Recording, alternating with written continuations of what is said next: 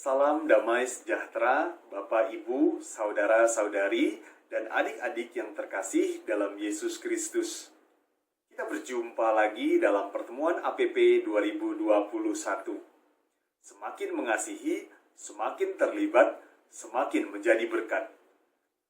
Pada kesempatan ini, saya akan membahas pertemuan kedua dengan subtema persaudaraan dalam masyarakat.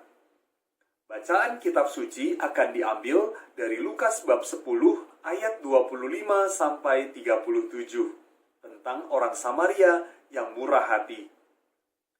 Kita perlu sadari bahwa manusia diciptakan Allah sebagai makhluk sosial, di mana manusia tidak bisa hidup sendiri. Dalam situasi senang atau susah, manusia hampir selalu membutuhkan kehadiran orang lain. Tidak jarang kita bergantung kepada orang lain dan berinteraksi dengan orang lain dalam perjumpaan setiap hari. Dalam perjumpaan itu, kita hendaknya menyapa siapa saja yang kita jumpai sebagai saudara.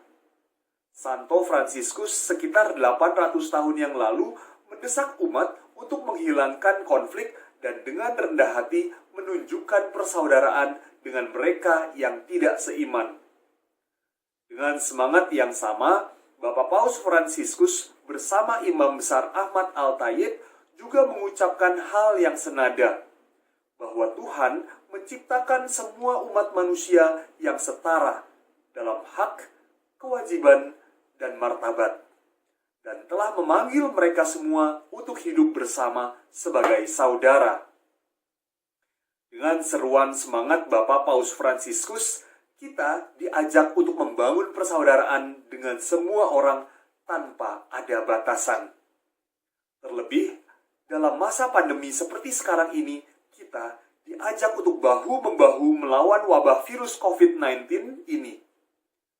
Untuk meneguhkan kita dalam pentingnya membangun rasa persaudaraan ini, marilah kita merenungkan ajaran Yesus dari Injil Lukas bab 10 ayat 25 sampai 37.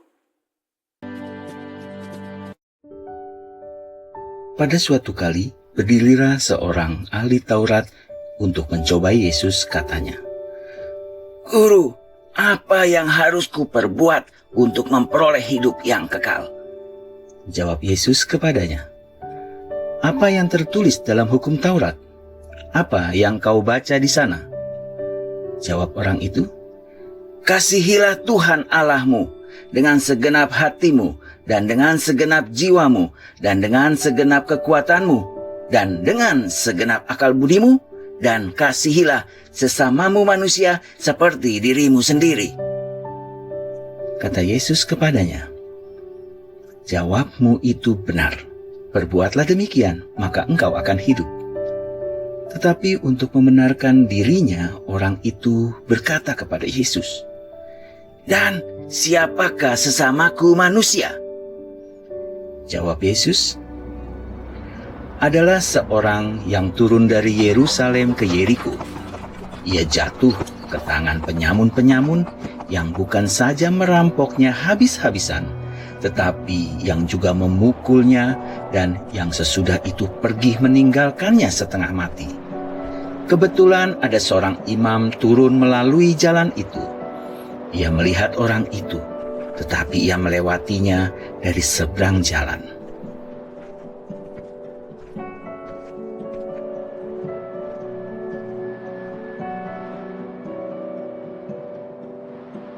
Demikian juga orang Lewi datang ke tempat itu.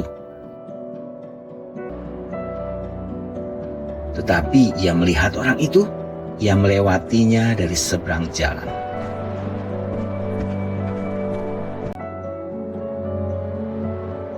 Lalu datang seorang Samaria yang sedang dalam perjalanan ke tempat itu.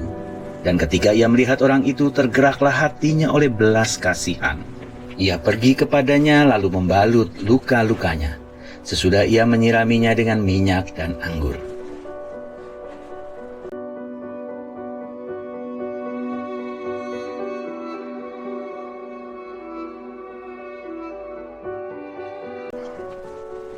Kemudian ia menaikkan orang itu ke atas keledai tunggangannya sendiri, lalu membawanya ke tempat penginapan dan merawatnya.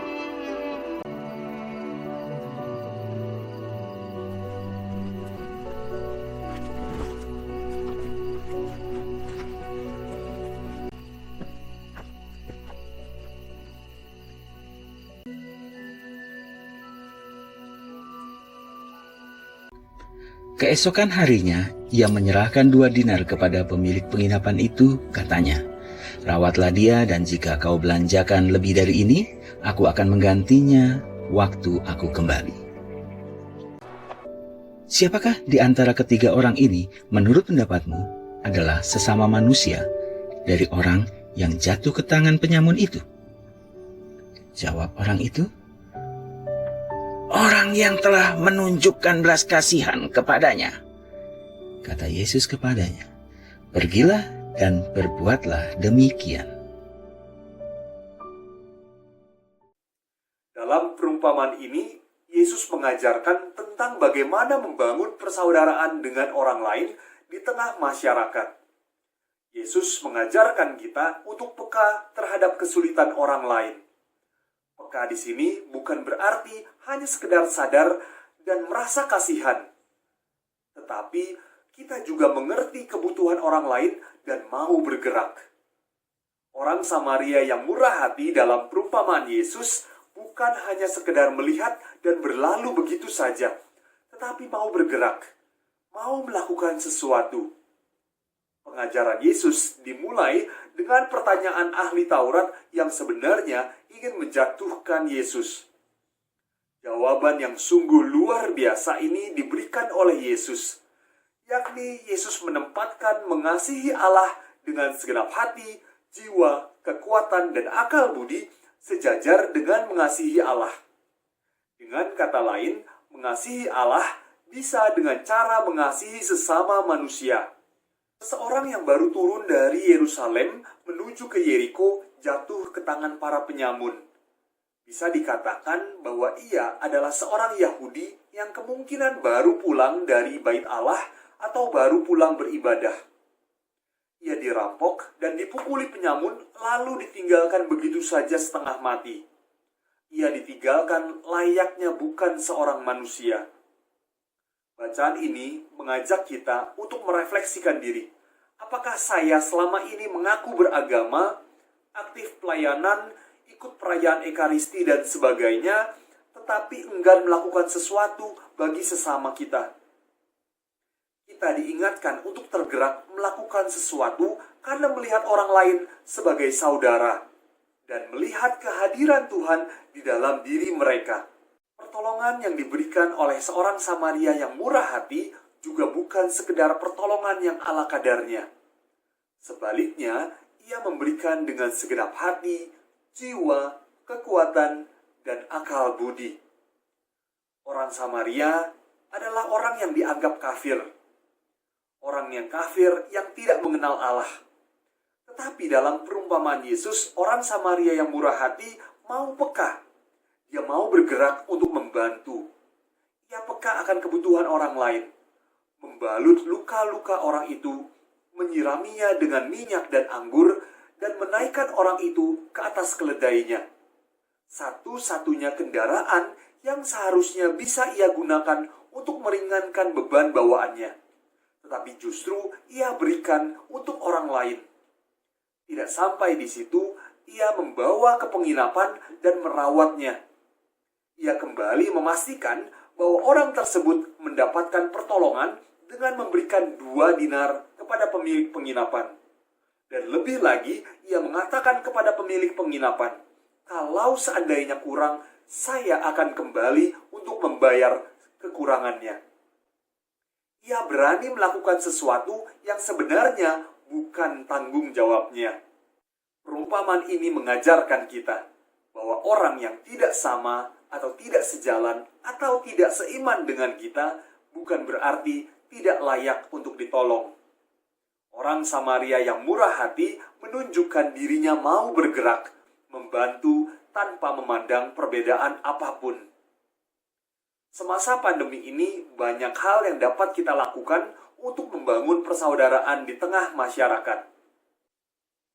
Sekelompok pemuda Karang Taruna di Bekasi secara gotong royong mengadakan penyemprotan disinfektan secara serempak. Penyemprotan dilakukan di sejumlah tempat tanpa memandang perbedaan suku, agama, ras, dan golongan di antara mereka. Selain itu, ada juga himbauan dan sosialisasi untuk mengurangi kerumunan di luar rumah. Sungguh merupakan suatu kegiatan yang sederhana namun tepat guna dan manfaatnya dapat dirasakan oleh semua orang. Mari, di dalam masa pertobatan ini, kita merefleksikan diri kita, bertanya pada diri kita sendiri, bagaimana saya bisa bekerja sama dengan masyarakat di sekitar untuk menjadi berkat, terutama bagi saudara-saudari yang berkeyakinan lain. Bagaimana pula saya menghadirkan wajah Allah yang penuh kasih dengan semakin mengasihi dan terlibat di tengah masyarakat. Setelah kita merefleksikan secara pribadi, mari kita lanjutkan dengan membangun niat di dalam diri kita. Kita bisa memulai dengan aksi cinta, yakni kita semakin mengasihi di tengah masyarakat dengan peduli dan siap untuk turut serta dalam berbagi pelayanan di tengah masyarakat.